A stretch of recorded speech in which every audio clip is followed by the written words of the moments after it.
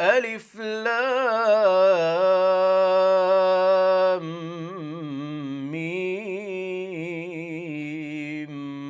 را.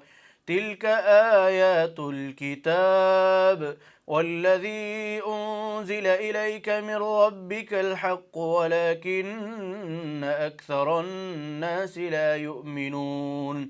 الله الذي رفع السماوات بغير عمد ترونها ثم استوى على العرش وسخر الشمس والقمر كل يجري لأجل مسمى يدبر الأمر يفصل الآيات لعلكم بلقاء ربكم توقنون. وهو الذي مد الأرض وجعل فيها رواسي وأنهارا ومن كل الثمرات جعل فيها زوجين